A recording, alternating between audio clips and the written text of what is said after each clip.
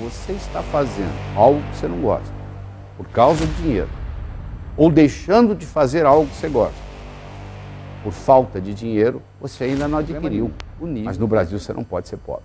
Por quê? Todas as vagas estão ocupadas, já temos demais. A melhor coisa que você pode fazer pelos pobres é não ser um deles. Ou seja, você está do outro lado para ajudar. Ela vai aprender onde? Aprender a quê? Aprender a ganhar dinheiro.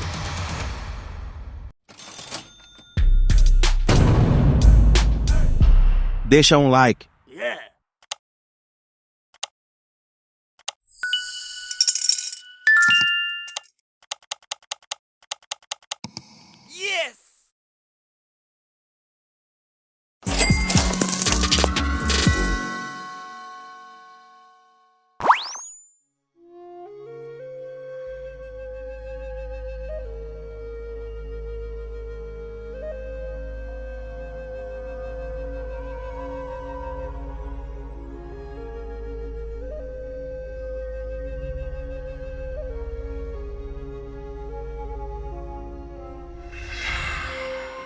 Olá, tudo bem? Nosso assunto hoje é extremamente interessante. Nós vamos falar sobre dinheiro, enriquecer, ambição de muitos, realização de poucos. Primeiro eu quero começar a falar sobre a importância do dinheiro. Você acha que dinheiro é importante na sua vida? Porque muita gente fala, dinheiro não é importante. O importante é ser feliz. Eu quero saber se você tem os credores batendo na sua porta, se você tem um filho doente que você não pode levar no médico, se você tem uma mãe que está precisando de assistência médica e você não tem dinheiro, se o dinheiro é importante. Dinheiro é importante, sim. Se você for nas penitenciárias, 99,99% do pessoal que está lá por causa de dinheiro. Se você for analisar os divórcios, 85% dos divórcios nos Estados Unidos, eu não tenho a estatística brasileira, mas tem a americana para lhe dar. 85% dos divórcios nos Estados Unidos ocorrem por causa de problema de dinheiro. Ou seja, se falta de dinheiro está destruindo famílias. Se falta de dinheiro está colocando pessoas nas penitenciárias, está fazendo gente roubar, assaltar, dinheiro é importante, sim. Só que nós crescemos numa cultura dizendo que não. Que se você tem ambição pelo dinheiro, alguma coisa está errada com você. Eu quero começar apresentando a situação, o futuro da Previdência no Brasil. Hoje nós temos trabalhando 89 milhões de brasileiros. Trabalhando.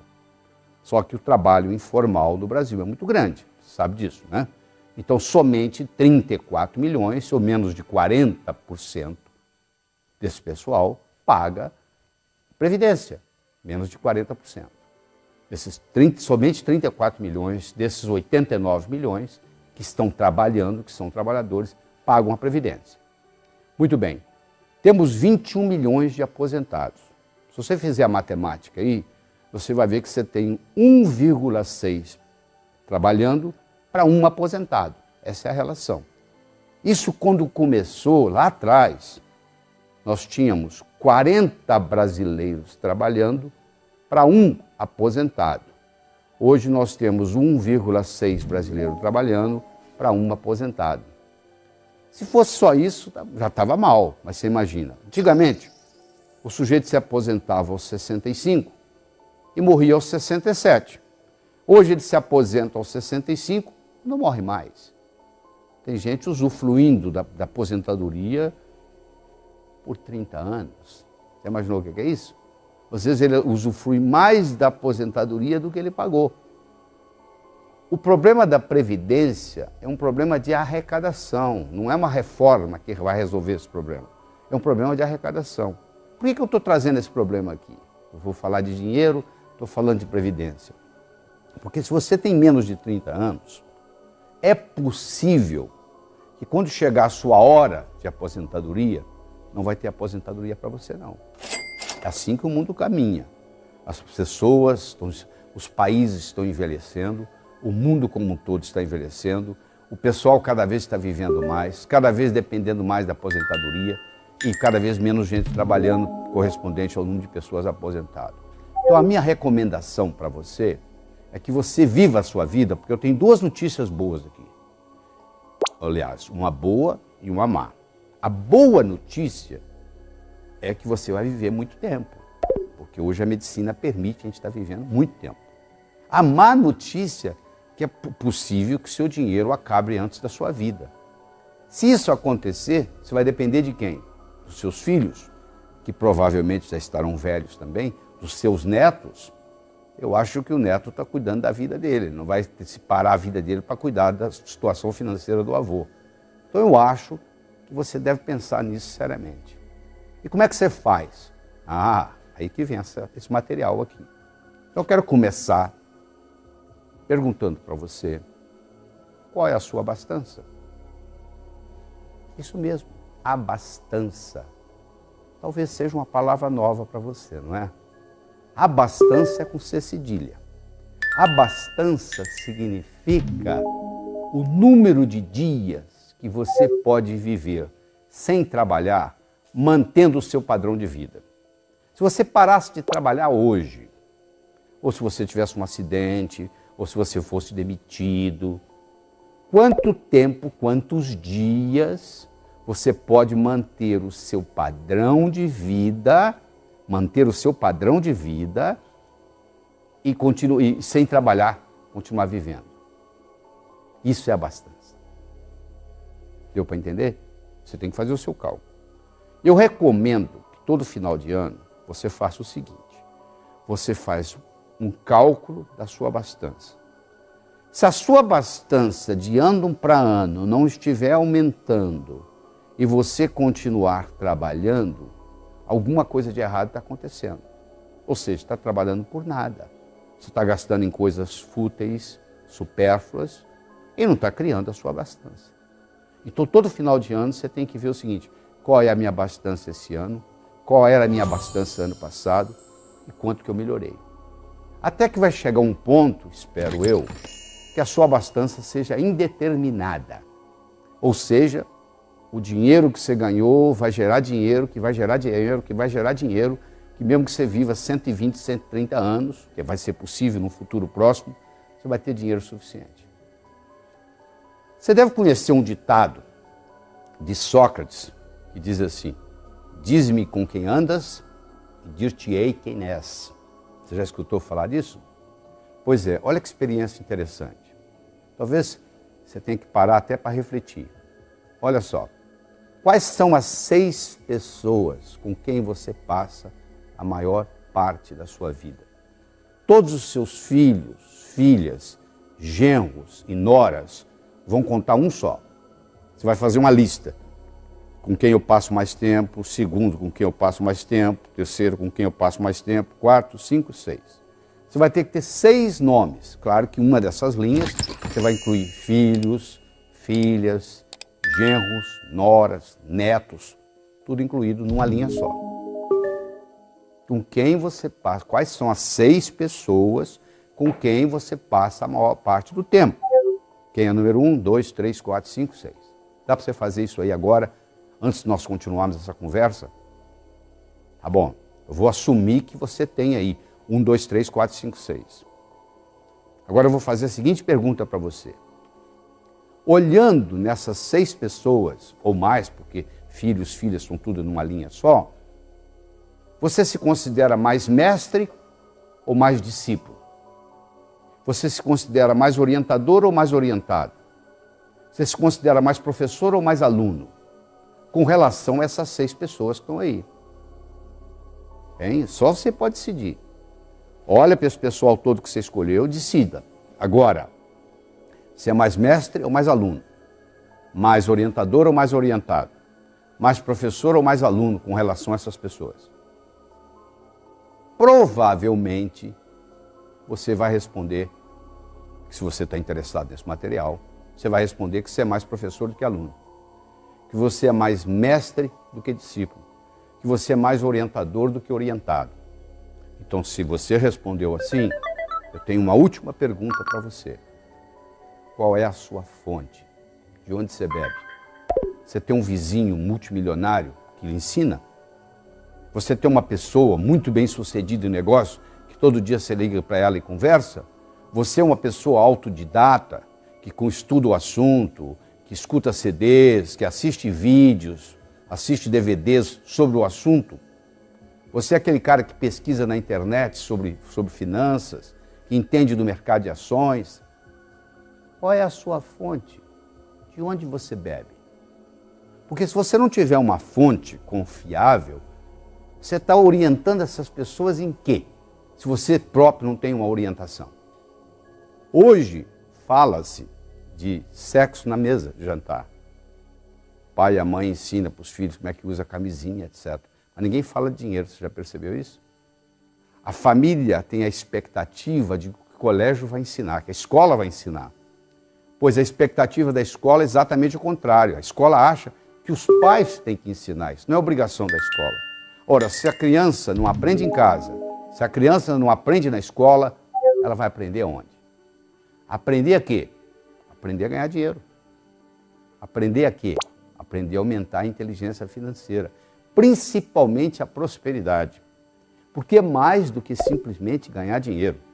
Prosperidade inclui dinheiro, inclui saúde, inclui amizades. O que adianta você ter dinheiro e não ter saúde? Está em fase terminal de câncer. Eu tenho certeza que com uma pessoa em fase terminal de câncer, daria toda a fortuna que tem para se curar, não é verdade? Então tem que ter saúde. O que adianta você ter dinheiro, ter saúde e não ter com quem compartilhar? Não faz diferença nenhuma, não é verdade? Então é um tripé. É dinheiro, é saúde e é felicidade. Porque o dinheiro vai lhe dar o quê? O dinheiro vai lhe dar independência financeira. O que é independência financeira? É você não fazer nada que você não goste por causa de dinheiro. E nunca deixar de fazer algo que você goste por falta de dinheiro. Se você está fazendo algo que você não gosta por causa de dinheiro, ou deixando de fazer algo que você gosta por falta de dinheiro, você ainda não adquiriu o nível de independência financeira. Que, aliás, só 4% da população do mundo adquire. É uma minoria que tem esse privilégio. Então, para você ir a qualquer lugar, você tem que saber de onde você está saindo. Na vida é a mesma coisa. Então, agora eu vou lhe dar a oportunidade, você que está trabalhando com esse material, eu vou lhe dar a oportunidade de você identificar onde é que você está. Porque se você comparar o seu ganho com as suas despesas, você tem 3 situações. Não é verdade? Ou você está ganhando mais do que você está gastando, ou você está ganhando igual você está gastando, ou você está gastando mais do que você está ganhando. Não tem outro jeito. Ou você ganha mais do que gasta, ou você gasta mais do que ganha, ou você está ganhando e gastando mais ou menos igual. Então, levando em consideração tudo isso, você vai poder, nesse momento, determinar o seu nível financeiro. Eu tenho 4 níveis aqui para você estudar qual que é o seu. Vou falar o primeiro, sobrevivência. A própria palavra já diz, sobreviver. Significa o seguinte, eu estou trabalhando hoje para pagar o que eu gastei ontem. Eu estou sobrevivendo. Isso é sobrevivência, número 1. Número 2, estou trocando 6 por meia dúzia. Sabe o que significa trocar 6 por meia dúzia? Eu estou pedalando. Se eu parar de pedalar, eu desequilibro a bicicleta. A bicicleta só se mantém em equilíbrio se você estiver pedalando. Para de pedalar para você ver, você cai ou para a direita ou para a esquerda. Então o sujeito está pedalando, ou seja, ele está ganhando, gastando, ganhando, gastando, ganhando, gastando. Esse é o nível 2. O nível 3 é quando você está guardando dinheiro debaixo do colchão. Não é literalmente colocando o dinheiro debaixo do colchão. Não é isso que eu estou falando, não. Eu estou usando essa expressão para indicar o seguinte, está sobrando dinheiro, só que você não sabe o que fazer, você não sabe como investir. Só para você ter uma ideia, se amanhã você colocar R$100 na poupança do seu banco e só retirar daqui 10 anos, deixar lá durante 10 anos, o dia que você for lá buscar, se você pegar aquele dinheiro todo, você vai poder comprar uma roda com um pneu. Por outro lado, se você amanhã pegar R$100 emprestados, amanhã você pegar R$100 emprestados do seu banco e não pagar juros por 10 anos, daqui 10 anos você vai dever para o banco um carro zero, o valor de um carro zero popular. Se você deixar o dinheiro lá, você vai poder no final comprar um pneu com a roda. Se você sacar o dinheiro e não pagar os juros, você vai dever um carro zero popular brasileiro, que não é barato. Então isso lhe dá uma ideia da perspectiva do processo. Quer dizer, dinheiro na poupança é quase igual você colocar o dinheiro debaixo do colchão. Então esse é o item 3. E o item 4, quer dizer, o primeiro é sobrevivência, o segundo é trocar 6 por meia dúzia, o terceiro é guardando debaixo do colchão, e o quarto é justamente aquilo que nós já conversamos, que é a independência financeira. É quando você atinge um patamar na vida onde você tem uma abastança indeterminada. Ou seja, você pode viver o tempo que você quiser, essa abastança ela vai fazer com que o dinheiro gere dinheiro, que gera dinheiro, que gera dinheiro. Se você viver 120 anos, você vai ter dinheiro. Se você viver 140, você vai ter dinheiro. Isso é o que todo mundo almeja. Atingir um ponto na vida onde a sua abastança se torne indeterminada, indefinida. Ou seja, enquanto você viver, você tem. E você diz assim, eu sei que você deve estar curioso, né? Como é que eu faço isso? Como é que eu faço isso na minha vida? Como é que eu faço isso acontecer na minha vida? Pois bem, por isso que nós estamos aqui. Eu quero começar lhe ensinando sobre a roda da abundância. A roda da abundância é um conceito espetacular. A quantidade de dinheiro que você vai gerar na sua vida é diretamente proporcional à velocidade com que a roda da abundância vai girar na sua vida. A roda da abundância tem dois lados, o doar e o receber. O doar pode ser duas coisas diferentes. Você pode doar para quem precisa, chama-se caridade, ou você pode doar para quem não precisa, chama-se generosidade. Então doar é metade da roda. Uma roda não roda só com a metade. O cara que não quer doar nada, a roda da abundância não roda na vida dele. Ele pode até ter uma conta bancária avantajada, mas ele pensa como pobre, vive como pobre, se sente pobre, porque ele não faz parte da abundância do mundo. Então doar é um grande segredo. Pergunta para os Rockefellers, o próprio Bill Gates acabou de se aposentar e agora vai se dedicar tempo integral ao altruísmo, tempo integral à fundação, ou seja, para ajudar os necessitados. Porque ele sabe, ele descobriu esse segredo que os Rockefellers descobriram, que todo mundo sabe, que é dando que se recebe. Então deixa eu falar um pouco na diferença entre caridade e generosidade. Se eu dou um dinheiro para alguém e essa pessoa está precisada, eu acabei de fazer um ato de caridade.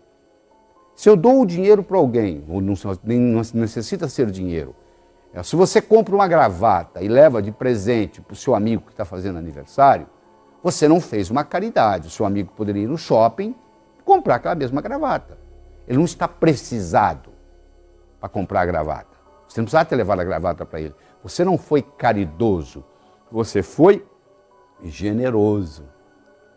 Se você pratica só caridade, você está enviando para o seu subconsciente a seguinte mensagem: no mundo só ganha quem precisa. Eu vou ficar precisado para ganhar. Faz sentido o que eu estou falando? Se você pratica também generosidade, você está enviando a seguinte mensagem para o mundo: mesmo quem não ganha, mesmo quem não precisa, ganha. Eu não necessito ficar precisado para ganhar. Então essa roda da abundância, ela tem dois lados. O doar, que nós acabamos de falar, e o receber. Tem gente que não aceita nada dos outros, já percebeu? Tem gente que faz favor para os outros, mas não aceita favor de ninguém. Isso tem um nome. Como é que chama? São pessoas soberbas. O que é a soberba? Você acha que não precisa de ninguém. As pessoas precisam de você. Então essas pessoas não têm problema no lado do doar, mas elas têm um problema do lado do receber. E como a roda é metade doar e metade receber, vem um problema. Esse conceito da roda doar, receber, eu poderia trocar a palavra doar pela palavra vender. Eu poderia trocar a palavra receber pela palavra comprar. E eu vou lhe explicar toda a recessão do mundo, toda a economia mundial. O que é uma recessão? É quando o comprador para de comprar, o vendedor para de vender, o comprador para de comprar, o vendedor para de vender, entra em recessão. O que é sair da recessão? O comprador começa a comprar, o vendedor começa a vender, Comprar, vender, sai da recessão. Eu posso explicar a economia mundial baseada nessa roda da abundância. Só que aqui eu troquei a palavra vender pela palavra doar e troquei a palavra comprar pela palavra receber. Então eu tenho 4 situações básicas na vida. Eu tenho o sujeito que tem problema em doar, mas tem facilidade em receber. Essas pessoas são pessoas egoístas. Elas têm habilidade de receber, mas não querem doar. Venha a nós o vosso reino nada. Tem pessoas que têm dificuldade tanto em doar quanto em receber. São pessoas estéreis. Elas têm dificuldade em doar e dificuldade em receber. Não é verdade?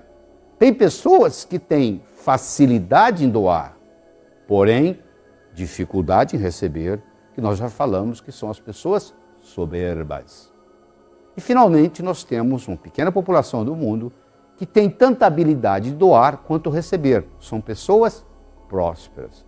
São pessoas que conhecem o caminho das pedras. Uma pessoa próspera, se você tirar a riqueza dela, ela manifesta de novo, porque ela conhece o caminho. Já uma pessoa só rica, que herdou, por exemplo, uma herança e tem uma conta avantajada no banco, se você for lá e tirar o dinheiro dela e ela for só rica e não for próspera, ela não consegue manifestar de volta esse dinheiro. Porque o que aconteceu com ela foi o seguinte, ela tem riqueza, mas ela não tem prosperidade. Prosperidade é algo mais complexo do que riqueza, tá bom? Nessa roda da abundância, existem alguns verbos interessantes que a gente podia conversar com você em detalhe. Um verbo importantíssimo é o verbo declarar. Você sabia que declaração cria realidade? 2 noivos, um casal de noivos vai perante um juiz e o juiz declara os noivos marido e mulher. Imagine se ela falasse assim, seu juiz, eu mudei de ideia, eu não quero me casar mais. Ele vai dizer, agora você tem que se divorciar, porque eu já declarei vocês marido e mulher. Olha que interessante, uma declaração cria uma realidade, jurídica no caso. Eu declaro ser próspero, eu passo a fazer o que gente próspera faz, eu passo a ter prosperidade.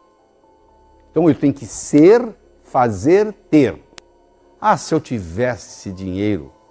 Quanta gente fala assim? Mas isso não funciona. Existe um livro nos Estados Unidos, que não foi traduzido para o português, onde eles estudaram os 20 maiores ganhadores da maior loteria dos Estados Unidos, que é a loteria da Califórnia. E estudaram esses indivíduos durante 10 anos. Do momento que eles determinaram fazer o estudo, eles disseram, daqui para trás, quem foram os 20 maiores ganhadores? Vamos acompanhar esse pessoal por 10 anos. E acompanhou.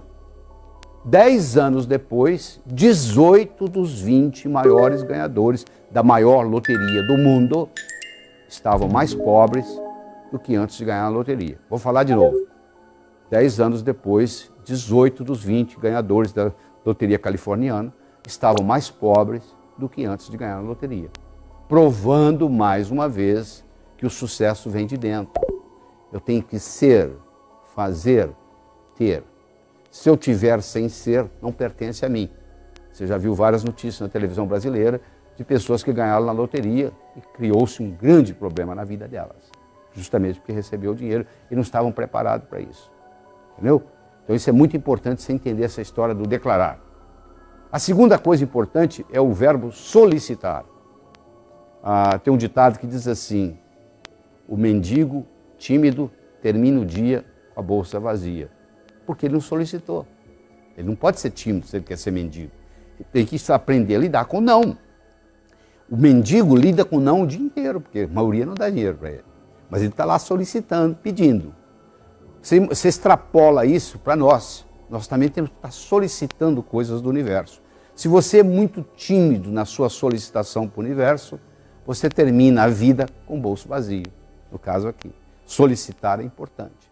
Terceiro é o agradecer, é a gratidão, que é a mãe de todas as outras virtudes. Você tem que agradecer aquilo que você tem, a fim de obter aquilo que você quer. Se você não tem a habilidade de agradecer, você não acumula aquilo que você quer. É um princípio cibernético de realimentação. Quando você coloca um ar-condicionado numa sala e coloca no termostato do ar-condicionado 21 graus Celsius, a temperatura da sala vai realimentar esse processo. Todas as vezes que a temperatura for acima de 21, o ar-condicionado vai ligar automaticamente. Então, se ela for abaixo de 21, o ar-condicionado vai desligar e vai ficar só na ventilação. Você criou um processo cibernético, um processo de realimentação. O mesmo ocorre com o processo de gratidão. Quando eu agradeço aquilo que eu tenho, é uma realimentação positiva, eu obtenho mais daquilo. É um segredo muito bem guardado. E segundo é a sua habilidade de arriscar. A pessoa quer progredir, mas ela não quer arriscar. Se você já foi no circo alguma vez, ou já assistiu algum filme de circo, você vai ver que o trapezista, ele está no trapézio, ele para pegar o próximo trapézio, ele solta esse, fica vulnerável a pegar o próximo. Claro que ele dá uma olhadinha para ver se vem outro trapézio. Se não vier, ele não solta esse. Eu não estou dizendo que você vai deixar o seu emprego e vai ficar vulnerável. Você tem que planejar o próximo passo. O que você vai fazer depois disso? Isso é importante, esse processo, você fazer isso. Então, esses verbos são muito importantes. O verbo declarar, o verbo solicitar, o verbo agradecer e o verbo arriscar-se. Isso aí é fundamental. Eu quero conversar agora, nesse momento, sobre a pobreza. Eu quero fazer uma declaração aqui. A declaração que eu tenho para fazer é muito simples. Todas as vagas para pobre estão ocupadas no Brasil. Não tem mais vaga para pobre. Melhor você ficar rico. Se você quiser ser pobre na Suécia, não tem problema. Você vai receber casa, comida, roupa lavada, remédio, hospital. Se você quiser ser pobre na Suíça, não tem problema nenhum. Se você quiser ser pobre nos Estados Unidos, não tem quase problema nenhum. Mas no Brasil você não pode ser pobre. Por quê? Todas as vagas estão ocupadas, já temos demais. A melhor coisa que você pode fazer pelos pobres é não ser um deles. Ou seja, você está do outro lado para ajudar. E nós temos que fazer, não é fazer o pobre, o rico ficar pobre, é fazer o pobre ficar rico. Você nunca pode fortalecer o fraco enfraquecendo o forte. O jeito de você fortalecer o fraco é fortalecendo o fraco, não é enfraquecendo o forte. Por que você acha que tem tanta pobreza no Brasil? Um país com 8.513.844 km², onde o sol brilha 365 dias por ano, onde aqui não tem terremoto, aqui não tem furacão, onde todo estrangeiro que vem aqui e mora aqui por um período de tempo acha que isso aqui é o paraíso das oportunidades, só o brasileiro que não vê isso. Por que a gente tem tanta pobreza? Por algumas características. A primeira delas é a ignorância financeira. Nós não somos educados financeiramente, nós não aprendemos sobre a lei do ganhar, a lei do gastar, a lei do economizar, a lei do investir, que são leis universais, que funcionam em qualquer lugar que você for, em qualquer cidade, em qualquer país, em qualquer nação, em qualquer continente. E mais sério ainda são os preconceitos que nós temos contra dinheiro. Dinheiro é sujo, gente rica não entra no céu, é mais fácil um camelo passar pelo fundo de uma agulha do que um homem rico entrar no céu. Você imagina que você tem 5 anos de idade, você não sabe onde você está indo, porque você está consciente, mas não está consciente que está consciente aos 5 anos. Você sabe que você vai num lugar importante, porque é colocar a melhor roupa que você tem, e você vai e tem alguém pregando.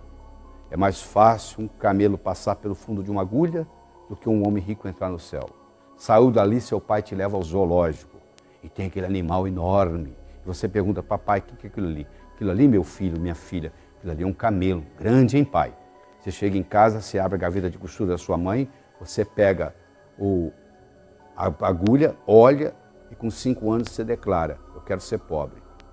Só que você esqueceu que você fez essa declaração, quem estava pregando lá também esqueceu de lhe ensinar que o conceito não é bem esse, não. Lá em Jerusalém, tem os resquícios das muralhas, os resquícios dos portões, que se fechavam às 18 horas, às 6 horas da tarde, e qualquer caravana de camelo que chegasse depois das 6 horas da tarde era proibida de entrar, a não ser que o camelo entrasse pelo fundo da agulha, que era uma portinhola feita dentro do portão, no próprio portão, só que um camelo para passar pelo fundo de agulha, meu amigo, 2 coisas tem que ocorrer. Primeiro, tem que fazer isso descarregado. Ele não pode passar com o carregamento que ele chegou. E segundo, ele tem que fazer isso de joelhos, que não é difícil para um camelo. Agora eu vou levar essa analogia para o ser humano. Nós vamos entrar no reino dos céus, sem nada material, caixão não tem gaveta, mortalha não tem bolso, nós não vamos levar absolutamente nada do que está aqui. Tudo isso que você pensa que é seu, na realidade você está tomando conta. Essa casa que você tem registrado no cartório, que você pensa que é sua, se você morrer ela vai ficar aí, ou seja, ela não lhe pertence, você está tomando conta. O carro é a mesma coisa e assim por diante. Caixão não tem gaveta, mortalha não tem bolso. Então nós não podemos ter apego às coisas, porque elas vão ficar aqui. E segundo, O conceito do camelo entrar de joelhos, isso representa para nós entrarmos no reino dos céus humildemente. Só que a pessoa leva isso ao pé da letra. Esse é que é o problema. Isso é nada mais, nada menos que uma metáfora. Que levado ao pé da letra, a interpretação é outra. Então a pessoa acha que se ela for rica, ela não pode entrar nos céus. Do céu. Contrário. O dinheiro bem aplicado é um instrumento para lhe aproximar de Deus. Porque se você usa o dinheiro bem usado, e você melhora a humanidade com ele, você proporciona uma melhora na vida das outras pessoas, porque você tem dinheiro, porque você está construindo aquela mansão, você está tratando muitas famílias, você que comprou aquele Mercedes-Benz, você está mantendo muitas famílias empregadas. Olha aí, está fazendo girar aquela roda da fortuna, a roda da abundância que eu falei para você, ela está girando porque você está comprando e vendendo coisas, você está contratando gente, você está montando mansões. É praticamente impossível você ser próspero sozinho, porque no momento que você começa a gastar, você está beneficiando outras pessoas. E todo mundo vai ficando mais próximo com você. Prosperidade atrai prosperidade. Para onde que vão os investimentos? Para os países mais prósperos, não é verdade? Então isso é o que vai acontecendo. Então nós temos essa série de preconceitos. E esses preconceitos muitas vezes não têm nenhuma causalidade. Há uma diferença entre causalidade e casualidade. Casualidade é por acaso. Causalidade tem causa. Você quer ver um mito, porque isso é mito.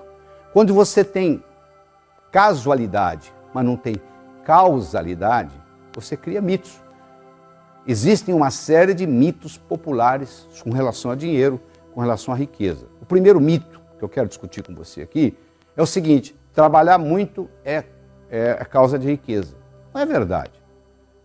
O cara ficou milionário aos 65 anos em Brooklyn, New York. Ele foi entrevistado e eles perguntaram para ele: por que você ficou milionário aos 65? Por que não aos 55? Por que não aos 45? Sabe o que ele respondeu? Estava muito ocupado, não tinha tempo de ganhar dinheiro. Ou seja, tem gente que está tão obcecada pelo trabalho do dia a dia que não tem tempo de dar um passo para trás e ver a coisa numa visão mais ampla. Então não é verdade, não é trabalhar muito que traz riqueza, é trabalhar de uma forma inteligente, é aprender a alavancar. Se você pedir para derrubar uma porta, eu não tenho força física para isso. Mas se você me entregar um pé de cabra, eu derrubo com esse dedinho aqui, ó. Eu estou alavancando. Ou seja, eu estou trabalhando de uma forma inteligente. Alavancar no mundo de negócios é trabalhar de uma forma inteligente. Então isso é muito importante. Vamos para o segundo mito? Não é correto trabalhar e se divertir ao mesmo tempo. Não, sabe o que eu faço? Durante a semana eu trago o leite das crianças. Agora no final de semana eu faço o que eu gosto. Meu amigo, o que você faz como diversão, alguém faz como profissão. O que você faz como hobby, alguém faz como trabalho. Qual é o seu hobby? O meu hobby é jogar tênis. Pois é, tem gente que é instrutor de tênis. O que você faz como diversão, vai ter gente no mundo fazendo como profissão. Então, o grande segredo é você ter um hobby e cobrar por ele. Porque aí você não vai sentir que você está trabalhando. Você está se divertindo, é seu hobby. Você faria até de graça. Então, se você trabalha numa coisa que você faria até de graça, primeiro você não vai pensar em aposentadoria. Porque se você faria até de graça, você quer continuar fazendo. Aquilo que o cara sonha que vai fazer depois de aposentado. Se você já estiver fazendo aquilo que você sonha de fazer, não vai fazer diferença. Você não vai estar pensando em aposentadoria, que é outro problema sério. Porque hoje tem-se o conceito que o sujeito tem que se aposentar aos 65. Como as pessoas estão vivendo mais, isso vai chegar uma hora que vai ter que mudar, tá bom? O tempo de trabalho vai ter que aumentar, porque senão não tem outro jeito. Já não tem solução. A Previdência já está quebrada, etc. e tal, você sabe muito bem disso. Não vou estar discutindo isso aqui. Mas eu quero dizer para você o seguinte, que esse tempo de trabalho, uma hora vai ter que aumentar, porque a longevidade está aumentando. Mas tem que ser uma longevidade saudável também. Não adianta você viver mais e viver mais tempo doente. Não adianta eu viver 90 anos e ter Alzheimer dos 81, 90. Passei 9 anos, ou seja, 10% da minha vida doente. Não adianta nada. Terceiro mito. A ocupação correta é importante para ganhar dinheiro. Sabe por que eu não sou rico? Porque eu escolhi a profissão errada. E se eu tivesse escolhido a profissão do meu irmão, o que seu irmão é? Meu irmão é médico. Eu conheço médico pobre, médico rico, advogado pobre, advogado rico, engenheiro pobre, engenheiro rico, jornalista pobre, jornalista rico. Qualquer profissão você tem rico e pobre. Então Então essa história que é a ocupação que faz a diferença não é verdade. Você vai encontrar em todas as profissões gente ganhando dinheiro e gente perdendo dinheiro. Como você encontra em todo o mercado, no mesmo mercado, você vai encontrar empresas ganhando dinheiro e empresas perdendo dinheiro no mesmo mercado. É claro que a empresa, a primeira desculpa que ela arruma, sabe qual é? Isso é por causa do mercado. Aí eu pergunto, se é por causa do mercado, como que o seu concorrente está ganhando dinheiro? Se fosse o mercado, o seu concorrente também deveria estar perdendo dinheiro. E tem concorrente seu ganhando dinheiro. Então é fácil de jogar a culpa para fora. Mas não é isso, não é bem isso.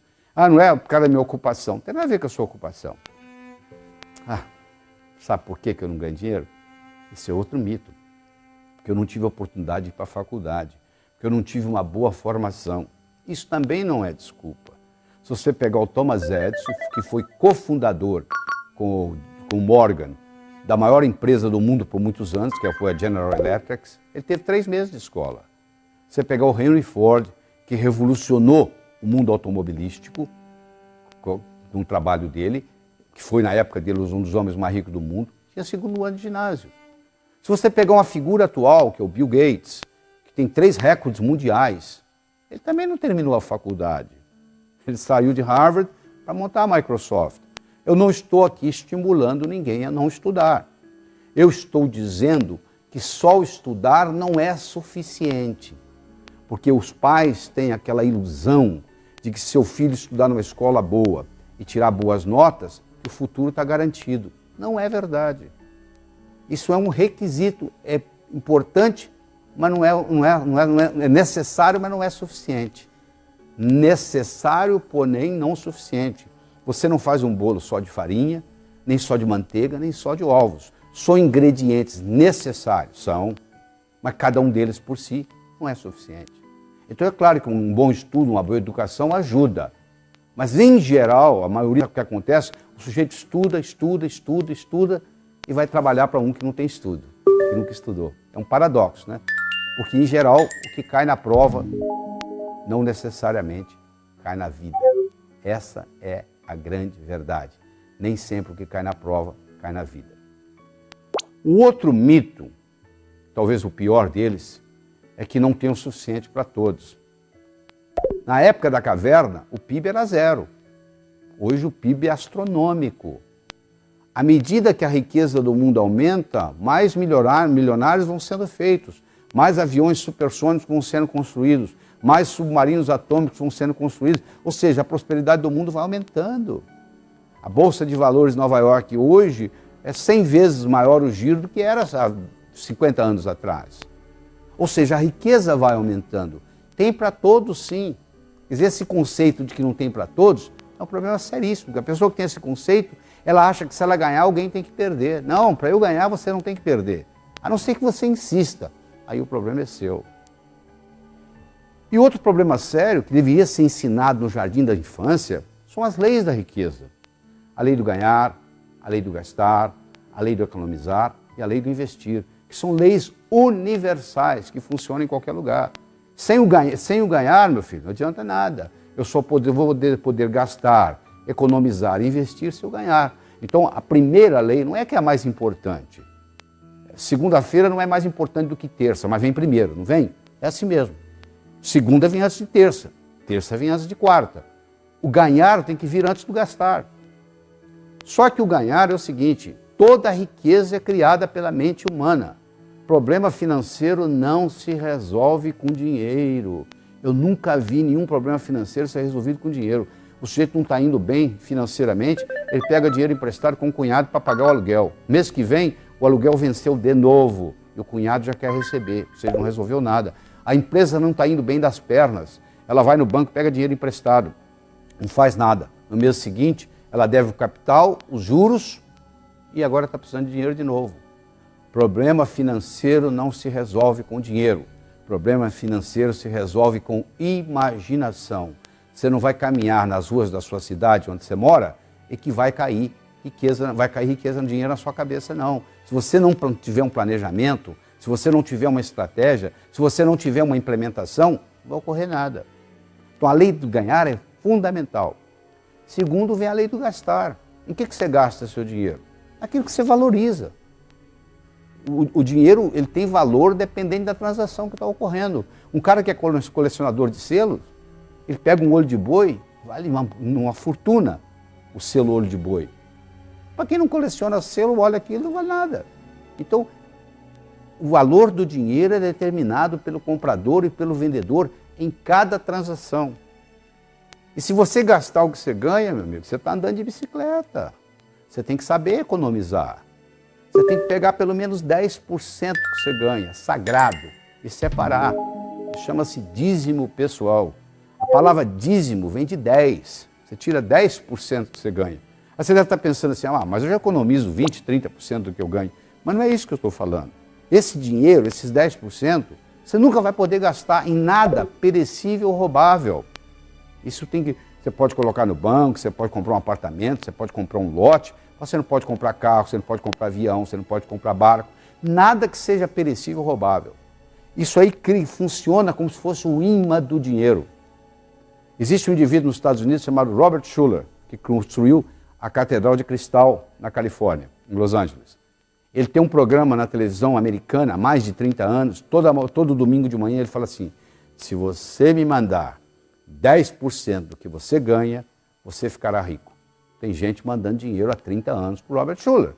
Por quê? Porque funciona. Se você mandar 10% do que você ganha para o Robert Schuller, você também vai ganhar mais. Você não precisa mandar para o Robert Schuller em Los Angeles. Você pode mandar para o Laí Ribeiro em São Paulo. Você não precisa mandar para o Laí Ribeiro em São Paulo. Manda para você. Pega a sua conta final do mês, separa 10% e fala, isso é sagrado. Você deve estar pensando assim, mas peraí, se eu for pegar, eu já ganho tão pouco, como é que eu vou tirar 10%? Se você ganha pouco, 10% é quase nada. Não é verdade? Ou seja, não vai fazer muita diferença. Tem gente que vive com muito menos do que você vive. Você tirar os 10%, o que vai sobrar, tem gente que vive com muito menos. Você tem que se ajustar a isso. Mas no momento que você faz isso, é um passo de mágica. Porque você está dando para o seu subconsciente a seguinte mensagem. Eu vivo no mundo abundante, ganho mais do que preciso, está sobrando. E esse dinheiro acumulado, ele vai criar o que se chama o imã do dinheiro. Semelhante atrai semelhante, ódio atrai ódio, amor atrai amor, água atrai água, a água vai para o rio vai para o mar, não é verdade? Para onde vai água? Para onde tem água.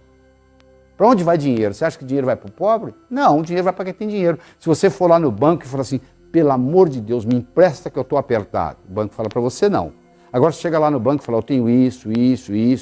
O banco fala, você não quer levar um dinheiro emprestado? Olha que paradoxo. Quem está apertado mesmo, o banco não empresta. Agora, quem tem sobrando, tem crédito. Crédito é paradoxal, é quem não precisa que tem. Você não precisar, você tem. Mas na hora que você precisa, aí não tem. Olha que interessante. É o paradoxo. A vida está cheia de paradoxos, principalmente a vida financeira. Certo? Então é importante você entender isso. Mas uma coisa importante, se você não aprendeu nada até agora dessa nossa conversa, se você aprender sobre a importância do dízimo pessoal, já fez uma diferença muito grande. Se você aprendeu a importância do doar, já fez uma diferença muito grande. Porque você aprender a doar, você pode doar tempo, você pode doar dinheiro. Não é só, é o sistema de doar como um todo, é você se doar. É dando que se recebe, está lá na Bíblia.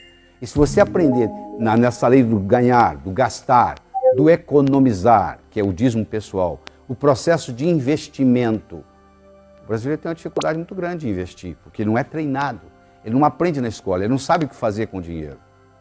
Ele não sabe nem manusear o seu próprio pensamento, ele não sabe o poder que o pensamento tem de expandir, de criar, de eternizar-se. E o modo de você mudar, às vezes, algum conceito que você tem negativo com relação a dinheiro, é fazer uma afirmação exatamente ao contrário. O dinheiro é meu amigo. Vamos supor, você fala para você, o dinheiro é meu amigo. Se você acha que o dinheiro é seu inimigo, que você não se dá bem com o dinheiro, você começa a falar, o dinheiro é meu amigo, o dinheiro é meu amigo, o dinheiro é meu amigo, de repente você começa a acreditar. Eu ganho mais do que eu gasto, eu ganho mais do que eu gasto, eu ganho mais do que eu gasto, eu ganho mais do que eu gasto.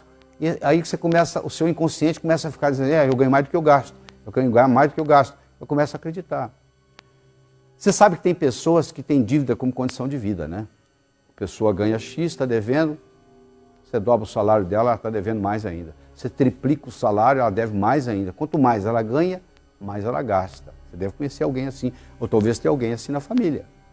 Essa pessoa que tem dívida como condição de vida, ela está faltando perdoar alguém, sabia?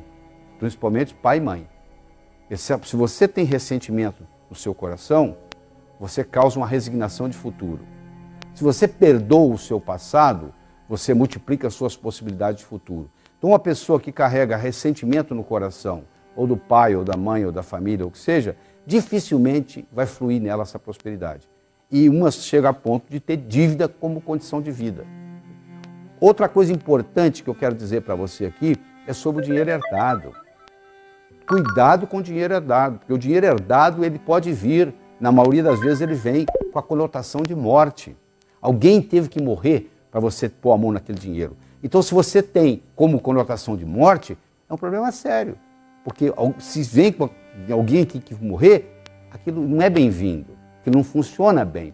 Então, você conhece gente que vem de família muito rica, que tem muito dinheiro no banco, mas que se você for analisar, a pessoa vive como pobre, se comporta como pobre, pensa como pobre, tem toda uma atitude de pobre, só tem o dinheiro no banco. Ora, se ele tem o dinheiro no banco, mas ele tem toda uma atitude como pobre, na realidade ele está vivendo uma vida de pobre. Viver a vida próspera é diferente. Falta de dinheiro pode ser uma questão temporária. Pobreza é um estado de espírito. Quer dizer, a pessoa, para ter vida próspera, é uma questão de atitude. Às vezes ela não tem dinheiro, mas ela sabe que é uma questão de tempo. Falta de dinheiro pode ser uma questão temporária. Pobreza é um estado de espírito. Essa é a verdade sobre tudo isso aí. Então o que eu quero deixar bem claro é que isso aí é uma ciência. Do mesmo modo que você aprende física, que você aprende química, que você aprende biologia, você pode também desenvolver a sua inteligência financeira. Se você deixar do jeito que está, a tendência é piorar. Se você deixar seu carro parado um ano, depois de um ano você não consegue dirigi-lo, não é verdade? A gasolina evaporou, a bateria descarregou, você não tem condições, está tudo enferrujado, o pneu baixou, você não consegue dirigi-lo. Por quê? Deteriora. As nossas ideias é a mesma coisa, você tem uma série de ideias que você vai vivendo a vida. Se você não começar a colocar ideias novas, aquelas velhas vão se deteriorando e o mundo vai mudando. Então chegou a hora de você começar a adquirir conhecimento novo. O que vai fazer você mudar é o conhecimento que entra. Do mesmo modo que você toma o café da manhã, almoça e janta, os nutrientes da mente são as ideias. Com esse material aqui, ó, que você está trabalhando comigo, eu estou lhe trazendo várias ideias, só que você tem que trabalhar com esse material de novo, porque não é só uma vez que você ser exposto a esse material que vai fazer uma diferença. Às vezes as crenças estão aí, porque uma crença, uma vez estabelecida, tem como função única e exclusiva se perpetuar. A tendência da crença é continuar lá, firme. Então, para romper aquela crença, eu tenho que trazer uma crença nova, eu tenho que praticar, eu tenho que mudar o hábito, porque depois que você mudou o hábito, você não precisa de motivação mais não. Você precisa se motivar para escovar os dentes? Não. Você foi tantas vezes que você escovou os dentes que você escova os dentes até dormindo. Você já está motivado para isso. Então, no momento que você faz o hábito financeiro ser uma coisa que faz parte da sua natureza, aí não tem problema, aí a coisa continua. Não interessa a sua idade, não interessa a sua profissão, não interessa a sua conta bancária. A boa notícia que eu tenho é que qualquer pessoa, em qualquer idade, pode revolucionar isso. Só as minhas palavras não são suficientes. Isso aqui é um despertar. Você chega num hotel e pede para despertar amanhã às 6h30. Às 6h30 seu telefone toca. Não significa que você vai ter um bom dia. Significa que você despertou. Pode ser até que você volte a dormir. Isso aqui, esse trabalho que eu estou fazendo com você aqui é um despertar. O resto agora vai ficar por sua conta. Eu vou contar uma história e com isso nós vamos encerrar aqui. Eu espero que você trabalhe com esse material de novo, até que isso entre na sua estrutura psicológica e faça parte de você. Aí fica no automático, aí fica fácil. Certo? Diz que uma vez, no inferno, Lúcifer estava muito preocupado porque lá estava havendo uma recessão, estava faltando pecadores. Lá também tem esses problemas. Aí eles resolveram ter uma reunião de marketing para discutir uma estratégia para trazer mais pecadores para o inferno. E eles estavam discutindo e um capeta-chefe levantou a mão e falou assim, é muito simples, nós temos que fazer o ser humano gastar mais. Para gastar mais, ele vai ter que ganhar mais. Para ganhar mais, ele vai ter que trabalhar mais. Ele vai trabalhar, ganhar, gastar, trabalhar, ganhar, gastar, trabalhar, ganhar, gastar, A vida vai passar, ele não vai ter tempo de evoluir, vai terminar aqui. Muito bem, disse Lúcifer, muito bom, mas eu quero escutar outras. Aí um outro capeta-chefe levantou a mão e disse, por que a gente não acaba com o amor próprio do ser humano? Ele não vai gostar de si mesmo, ele só vai olhar para o outro, ele só vai se preocupar com o outro, ele só vai cuidar da vida do outro, ele não vai cuidar da vida de si mesmo, ele não vai evoluir. A recessão vai terminar aqui. Muito bom, disse Lúcifer, mas eu quero escutar mais. Aí disse com um capetinha-chefe, estagiário, capetinha estagiário, levantou a mão. Aí Lúcifer olhou para ele e disse, o que você quer? Eu queria dar uma opinião. Qual é a sua opinião? Por que a gente não faz o ser humano pensar que ele vai viver para sempre? E o que isso tem a ver com vir para o inferno? Perguntou o diabo. Só. Ele vai deixar o importante para amanhã, para amanhã, para amanhã, para amanhã. A vida vai passar, ele não vai fazer nada, vai terminar aqui. Diz que o rosto do diabo se iluminou. Ele disse, é isso que nós vamos fazer. Sabe o que ele fez? Ele colocou na mente de cada um de nós a semente da eternidade. Você pensa que seu vizinho vai morrer antes de você, que seu primo vai morrer antes de você, que seu ex-chefe vai morrer antes de você, mas você vai enganar a morte, não é verdade? Vai aparecer alguma coisa. Todos pensam assim. Se você pudesse conversar com o pessoal que mora, entre aspas, no cemitério, todo mundo lá ia reclamar que morreu antes da hora. Tinha tanta coisa para fazer e morreu.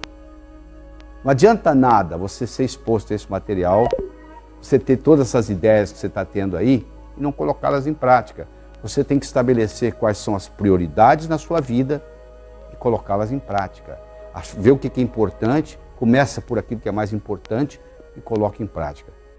Eu espero de coração que novos caminhos se abram à sua frente, que o vento sopre levemente às suas costas, que o sol brilhe suave e morno no seu rosto, que a chuva caia de mansinho em seus campos, até que nos encontremos de novo.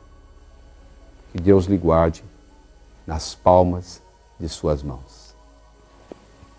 Evite o mal, faça o bem, viva a sua vida prosperamente.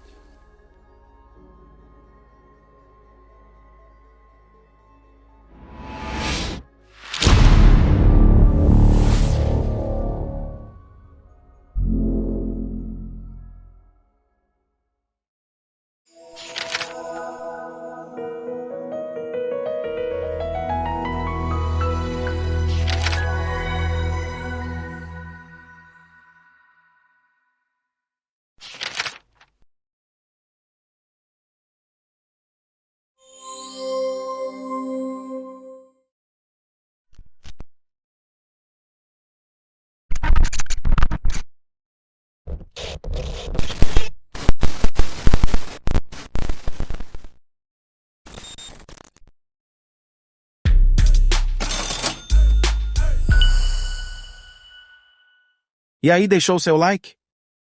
Yeah.